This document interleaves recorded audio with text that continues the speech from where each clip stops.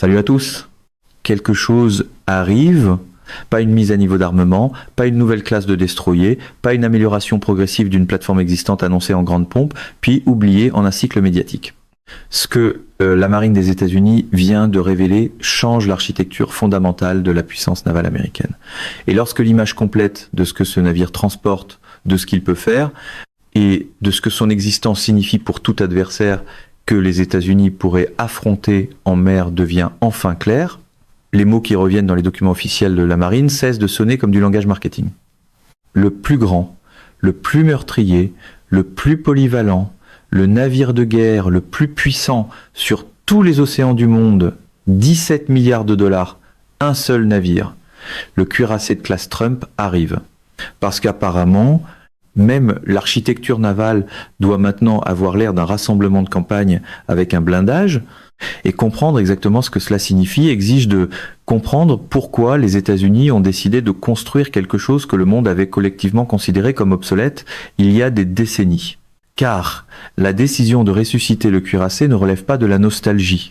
C'est une réponse calculée à un nouvel environnement de menace qui a exposé des vulnérabilités fondamentales dans la doctrine navale sur laquelle l'Amérique s'appuie depuis 4-20 ans. Cela dit, qualifier un cuirassé de non nostalgique tout en l'enveloppant dans une image de marque de l'ère Trump, c'est exactement le genre de communication qui arrive avec un casque de chantier et salue les caméras avant même que l'acier soit découpé. Pour comprendre ce virage, il faut comprendre comment le cuirassé est mort la première fois. Pendant des décennies avant la Seconde Guerre mondiale, le cuirassé incarnait à lui seul la doctrine navale. Des coques massives, des canons énormes, un blindage assez épais pour encaisser des dégâts qui auraient coulé n'importe quel navire plus petit. Le cuirassé était l'étalon à partir duquel on évaluait la puissance navale. Les pays en construisaient, les pays les comptaient et les pays planifiaient leur guerre autour de ce que les cuirassés du camp adverse pouvaient faire. Puis l'aviation embarquée a tout changé. Les bombardiers en piqué et les bombardiers torpilleurs ont démontré que le bâtiment le plus lourdement blindé à flot pouvait être repéré, ciblé et coulé par des avions qui n'avaient jamais besoin d'entrer à portée de ces énormes canons. La vulnérabilité fondamentale du cuirassé était exposée. Il pouvait encaisser des dommages considérables venant d'autres navires, mais vu du ciel, c'était une cible massive et lente, incapable de se défendre efficacement contre une menace pour laquelle il n'avait jamais été conçu. Le Yamato, l'un des plus grands cuirassés jamais construits, a été submergé en 1945 par des centaines d'avions américains. Il n'a pas été surclassé par les canons d'un autre navire, il a été submergé par le haut. L'ère du cuirassé ne s'est pas terminée par un duel naval, mais par la démonstration que la puissance aérienne avait rendu la concentration de puissance de feu dans un seul navire de guerre massif non seulement vulnérable, mais obsolète. Le porte-avions a pris sa place au centre de la doctrine navale américaine. Et la logique derrière cette transition ne concernait pas seulement les porte-avions eux-mêmes. Elle concernait le groupe aéronaval, un réseau distribué de puissance et de commandement répartis simultanément sur plusieurs navires, le porte-avions au centre, fournissant la puissance aérienne, les destroyers et les croiseurs assurant une défense en couche, les sous-marins opérant sous la surface. La puissance de feu et l'autorité de commandement étaient réparties dans le groupe, de sorte qu'un seul coup, la perte d'une seule plateforme ne puisse paralyser toute la formation. C'était résilient par conception, et cela fonctionnait. Pendant 80 ans, les groupes aéronavals américains ont projeté leur puissance d'une manière qu'aucun navire isolé n'aurait jamais pu égaler. 3 porte-avions opèrent actuellement dans le Golfe Persique, démontrant que cette doctrine reste pertinente et redoutable dans le conflit en cours. Et pour quiconque gravite dans l'orbite Trump, 3 porte-avions est le genre de chiffre qui sonne encore mieux lorsqu'il est répété à une tribune, de préférence sans question de suivi sur le coup. Mais quelque chose a changé, et la même logique qui a tué le cuirassé en 1945, soit de nouvelles armes rendant des plateformes établies vulnérables d'une manière pour laquelle elles n'avaient pas été conçues, exerce maintenant une pression sur le modèle du groupe aéronaval d'une façon qui exige une réponse. SM de drones, missiles hypersoniques, missiles balistiques anti-navires, conçus précisément pour frapper des porte-avions, en mouvement à des distances auxquelles les porte-avions ne peuvent pas répondre efficacement. Ces armes ne rendent pas les groupes aéronavals obsolètes.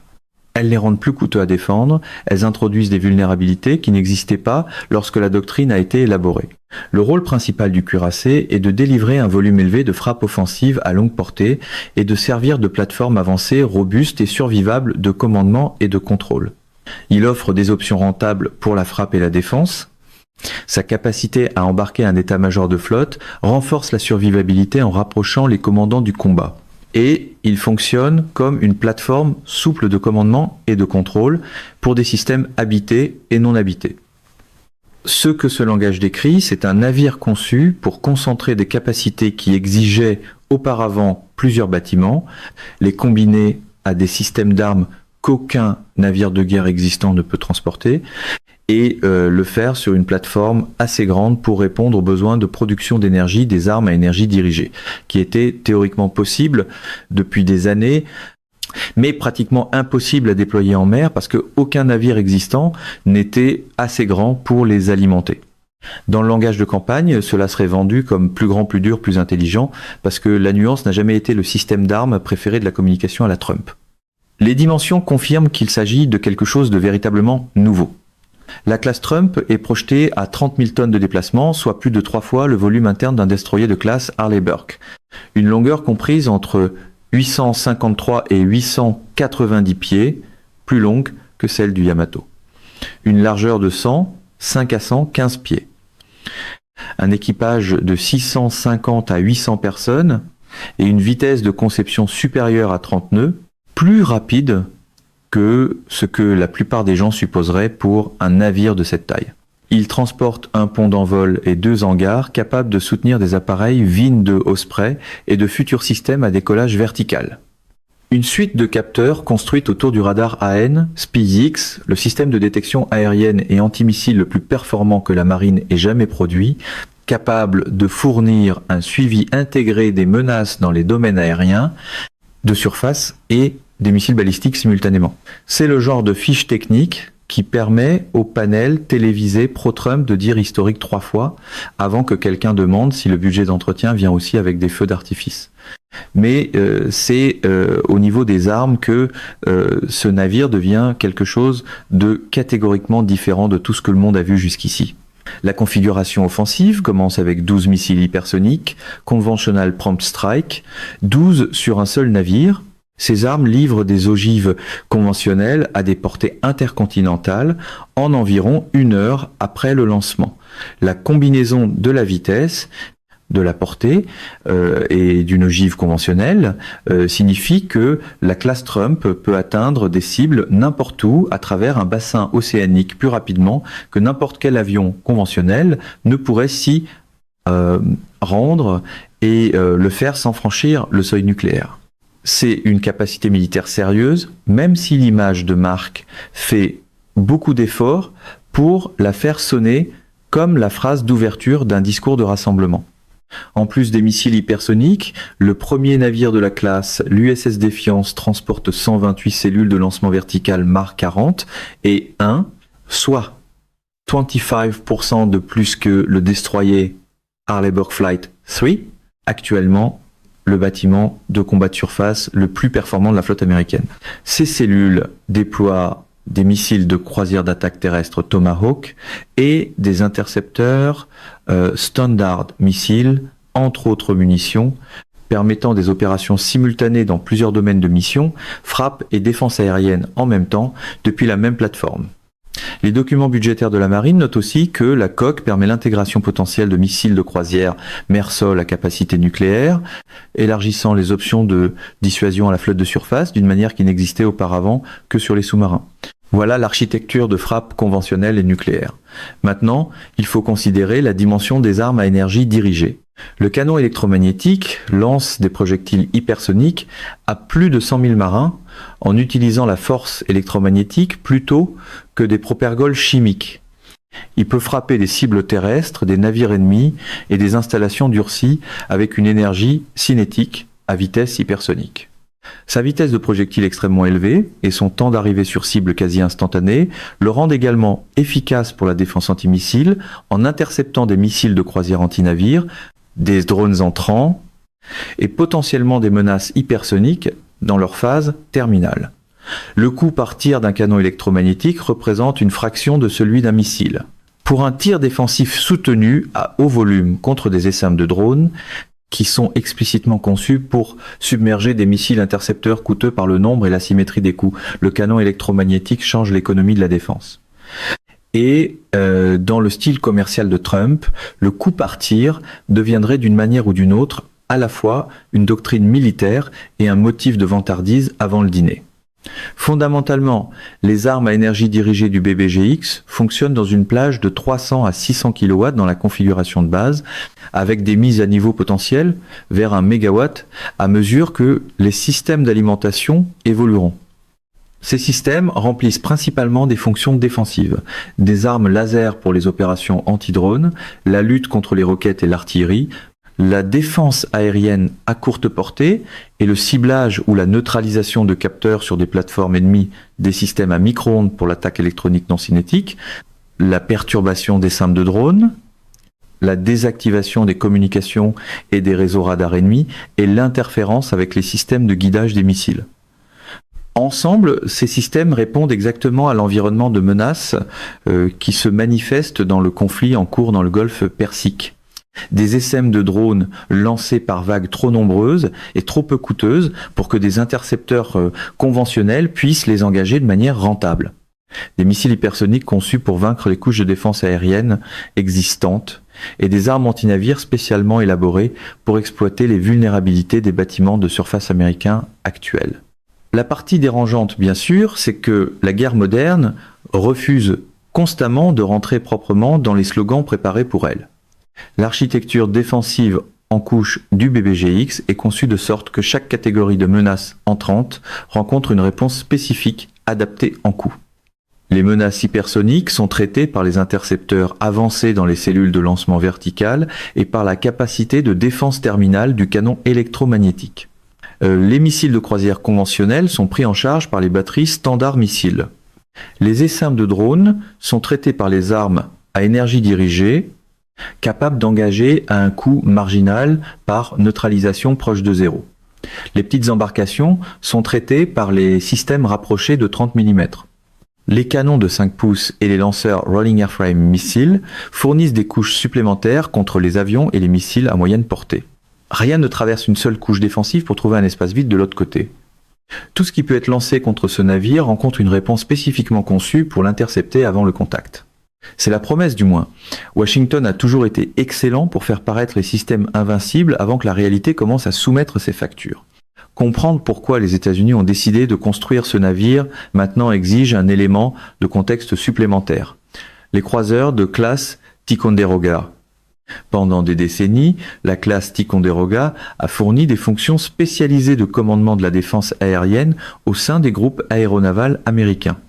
Ce sont ces navires qui étaient spécifiquement responsables de la gestion de la situation aérienne, de la coordination de la défense antimissile à travers la formation, l'autorité de commandement pour les opérations défensives du groupe. Au milieu des années 2020, ils avaient vieilli au-delà du point où leur exploitation continue était viable. La marine les a retirés du service. Le plan pour les remplacer était un nouveau programme de destroyers désignés DDGX. Le programme s'est heurté au mur que les programmes ambitieux de la marine rencontrent fréquemment. Les études de conception menées entre 2020 et le début de 2026 ont conclu que la forme de coque était insuffisante pour soutenir le nombre requis de cellules de lancement verticales, l'intégration de missiles hypersoniques et de futures armes à haute énergie, sans dépasser les marges de puissance et de refroidissement du navire. La conception était fonctionnellement morte avant même le début de la construction. La marine a évalué une approche à 2 variantes en répartissant les missions entre 2 conceptions différentes de destroyers. Cette solution n'a pas répondu aux exigences opérationnelles. La décision a été prise de passer à une seule coque plus grande, capable d'accueillir tous les systèmes prévus avec de la marge pour évoluer. Le résultat après avoir suivi cette logique jusqu'à sa conclusion naturelle, est le BBGX, pas un destroyer, pas un croiseur, un cuirassé. Autrement dit, la solution est devenue tellement grande que l'ancienne étiquette a abandonné en premier. Le budget naval de l'administration Trump pour l'exercice financier 2027 demande 1 milliard de dollars en financement avancé pour commencer les travaux sur le BBGX, plus 837 millions en financement de recherche et développement. L'acquisition proprement dite, la Tchiba, la pose de la quille et le début de la construction sont prévus pour 2028, financés par une demande de 17 milliards de dollars pour le premier navire. Cela ferait de l'USS Defiance le navire de guerre le plus coûteux jamais mis en service. Le détenteur actuel du record est l'USS Gerald R. Ford, qui a coûté environ 3 milliards de dollars. Pour un mouvement politique qui adore l'expression responsabilité fiscale, c'est le genre de facture qui arrive avec des lunettes fumées et refuse de s'excuser. Mais le chiffre de 17 milliards de dollars doit être mis en contexte. Lorsqu'on évalue ce que le BBGX remplace en termes de capacité combinée, le chiffre prend une autre forme. Un croiseur de classe Ticonderoga coûte environ 2 à 3 milliards de dollars. Le vide capacitaire qu'il laisse lorsqu'il est retiré exige que d'autres navires compensent. Les systèmes à énergie dirigée du BBGX nécessitent actuellement des plateformes terrestres ou aériennes pour être déployées à grande échelle. La capacité de frappe hypersonique n'existe pas du tout sur les bâtiments de surface actuels. L'intégration de toutes ces capacités dans une seule plateforme de commandement pouvant soit opérer indépendamment, soit diriger un groupe d'action de surface, soit s'intégrer à un groupe aéronaval, représente une combinaison qu'aucun navire existant ni aucune combinaison de navires ne fournit 17 milliards de dollars pour une capacité qui n'existe actuellement sous aucune forme. C'est un calcul différent de 17 milliards de dollars pour une nouvelle version de quelque chose que vous possédez déjà. C'est l'argument sérieux. La version non sérieuse consiste simplement à l'appeler le plus grand et le meilleur, puis à espérer que le tableur se mette aux gardes. Ah, vous. 3 navires sont prévus dans le programme. La construction du premier est prévue pour 2028. La demande budgétaire globale de la marine pour l'exercice financier 2027 à 8 milliards de dollars comprend également 17 navires de combat supplémentaires et 16 navires de soutien, confirmant que le BBGX est le navire amiral d'une modernisation plus large de la flotte plutôt qu'un pari isolé sur une seule plateforme. Même le plan de modernisation plus large donne l'impression d'avoir été conçu pour éviter que la conférence de presse ait l'air trop seule. L'approche de construction navale appliquée au programme reflète les leçons difficiles tirées de programmes précédents arrivés en dépassement de budget et en retard. Un flux de travail d'ingénierie numérique, des outils de conception activés par l'intelligence artificielle, des pratiques de production avancées inspirées des méthodes de construction navale coréennes et japonaises, qui produisent des bâtiments navals plus rapidement et de façon plus constante que les pratiques américaines actuelles, une grande maturité de conception avant le début de la construction, avec une construction de précision et modulaire, et une intégration serrée entre les équipes de conception et de production. L'objectif explicite est d'éviter de répéter l'expérience de la frégate de classe Constellation, dont la conception était encore en cours de finalisation près de 5 ans après l'attribution du contrat, alors que la construction était déjà commencée, malgré le fait que la marine avait spécifiquement choisi un dérivé d'une conception déjà en production pour réduire exactement ce type de risque. Rien ne dit mieux, nous avons appris notre leçon que de promettre que, cette fois, le plan sera prêt avant la séance photo. La doctrine du BBGX, telle qu'elle émerge des documents budgétaires et des concepts opérationnels de la marine, prévoit 3 modes d'emploi distincts, opérés de manière autonome pour sécuriser les voies maritimes critiques. La concentration de puissance de feu et de capacité de commandement sur une seule plateforme capable de répondre aux menaces sans nécessiter un groupe distribué autour d'elle.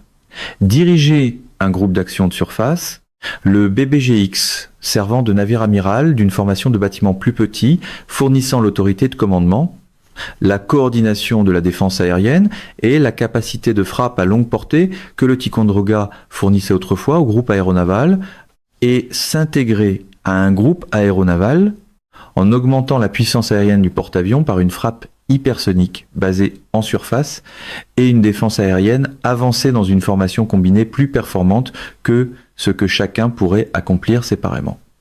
Cette flexibilité est centrale dans la logique du programme. Le groupe aéronaval, dans des eaux contestées près d'un adversaire de même rang, bénéficie d'une capacité distribuée supplémentaire. Mais de nombreuses opérations navales américaines, à travers le monde, des patrouilles antidrogue aux opérations de liberté de navigation, en passant par les missions de dissuasion dans des environnements moins contestés, ne nécessitent pas toute la capacité ni le coût énorme d'un groupe aéronaval. Le BBGX donne au commandant américain une option haut de gamme qui n'est pas un groupe aéronaval, comblant des espaces opérationnels qui exigent actuellement soit de sous-utiliser un porte-avions, soit d'envoyer des moyens inférieurs, incapables de correspondre à la situation. C'est la logique opérationnelle. La logique politique est plus simple. Un navire massif est plus facile à mettre sur une affiche qu'un débat compliqué sur la structure des forces. Le BBGX répond à la menace des drones d'une manière qui mérite une attention particulière, parce que cette menace est maintenant le défi déterminant pour toute force navale opérant dans les eaux contestées du monde. Le conflit actuel dans le Golfe Persique a démontré en temps réel ce que l'économie des drones fait aux opérations navales conventionnelles. L'Iran lance des vagues de drones et de missiles peu coûteux contre les infrastructures du Golfe et les moyens navals américains, et l'économie de cet échange favorise l'attaquant. Un missile intercepteur coûte des millions de dollars.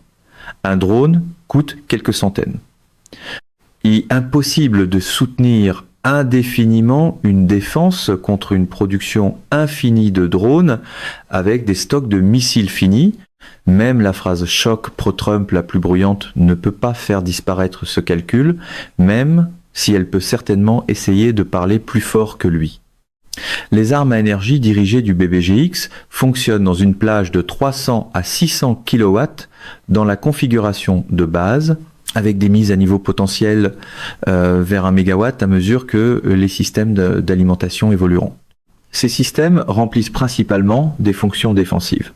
Des armes laser pour les opérations anti-drones, la lutte contre les roquettes et l'artillerie, la défense aérienne à courte portée et le ciblage ou la neutralisation de capteurs sur des plateformes ennemies. Des systèmes à micro-ondes pour l'attaque électronique non cinétique, la perturbation des SAM de drones, la désactivation des communications et des réseaux radars ennemis et l'interférence avec les systèmes de guidage des missiles. Ensemble, ces systèmes répondent exactement à l'environnement de menace qui se manifeste dans le conflit en cours dans le Golfe Persique. Des essaims de drones lancés par vagues, trop nombreuses et trop peu coûteuses pour que des intercepteurs conventionnels puissent les engager de manière rentable. Des missiles hypersoniques conçus pour vaincre les couches de défense aérienne existantes et des armes anti-navires spécialement élaborées pour exploiter les vulnérabilités des bâtiments de surface américains actuels.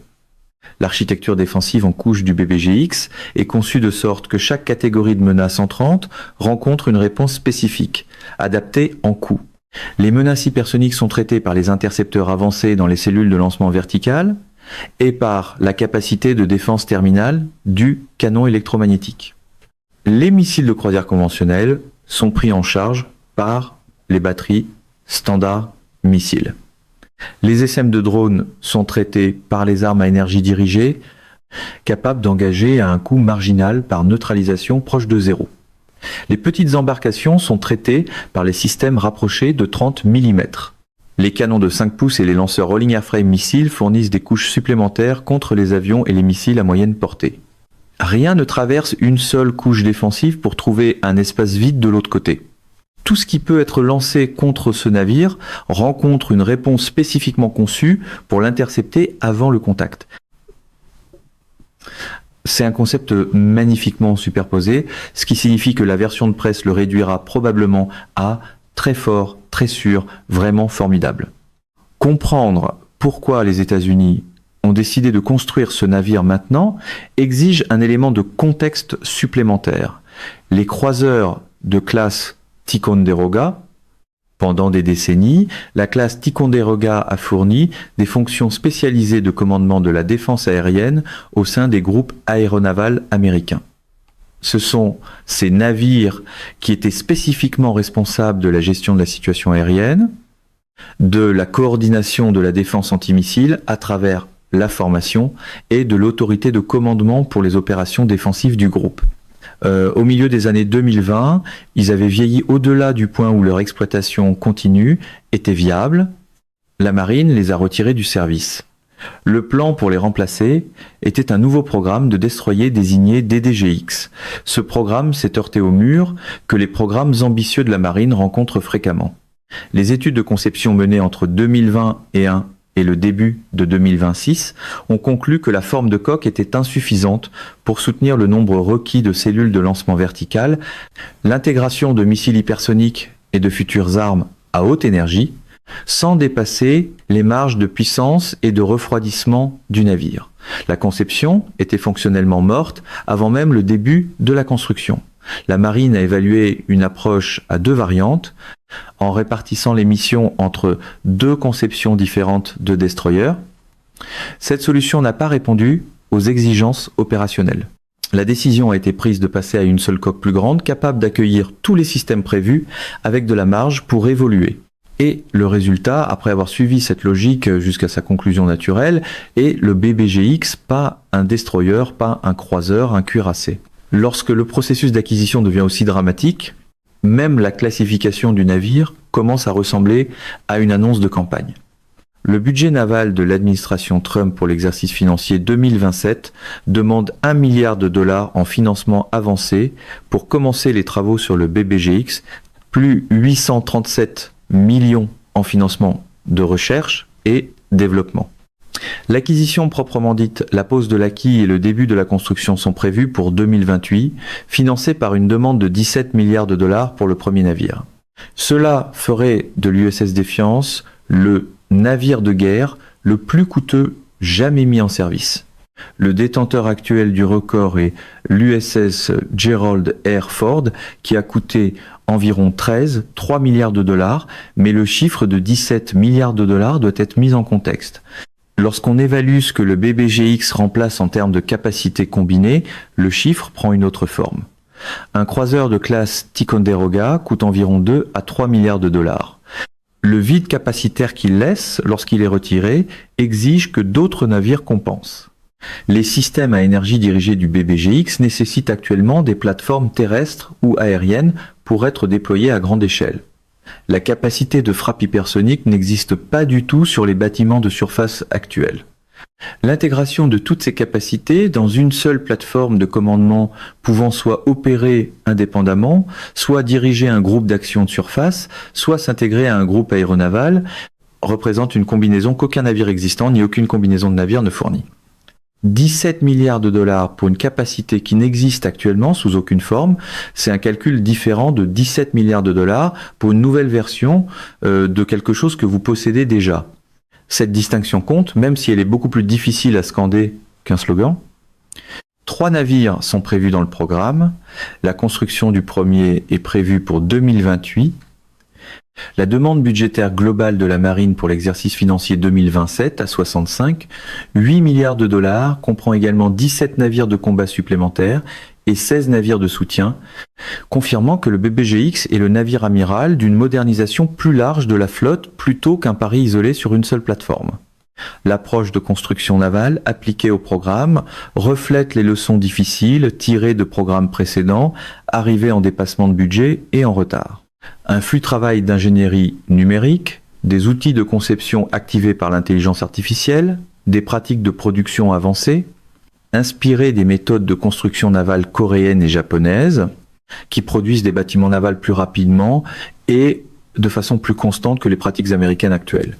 Une grande maturité de conception avant le début de la construction, avec construction modulaire de précision et intégration serrée entre les équipes de conception et de production. Après des années de retard d'acquisition, même grande maturité de conception, sonne comme une façon polie de dire « s'il vous plaît, plus d'improvisation coûteuse sous éclairage patriotique ».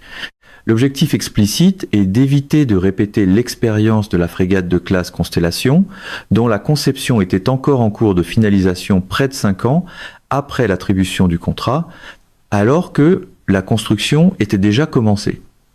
Malgré le fait que la marine avait spécifiquement choisi un dérivé d'une conception déjà en production pour réduire exactement ce type de risque, la doctrine du BBGX, telle qu'elle émerge des documents budgétaires et des concepts opérationnels de la marine, prévoit 3 modes d'emploi distincts, opérés de manière autonome pour sécuriser les voies maritimes critiques, la concentration de puissance de feu et de capacité de commandement sur une seule plateforme capable de répondre aux menaces sans nécessiter un groupe distribué autour d'elle.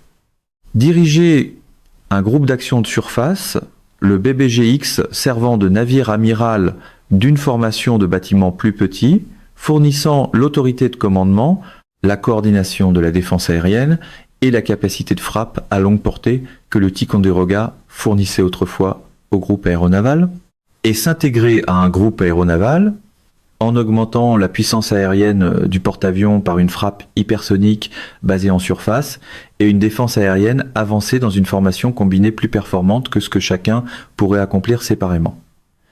Cette flexibilité est centrale dans la logique du programme. Un groupe aéronaval dans des eaux contestées près d'un adversaire de même rang bénéficie d'une capacité distribuée supplémentaire. Mais de nombreuses opérations navales américaines à travers le monde, des patrouilles anti-drogue aux opérations de liberté de navigation, en passant par les missions de dissuasion dans des environnements moins contestés, ne nécessitent pas toute la capacité ni le coût énorme d'un groupe aéronaval.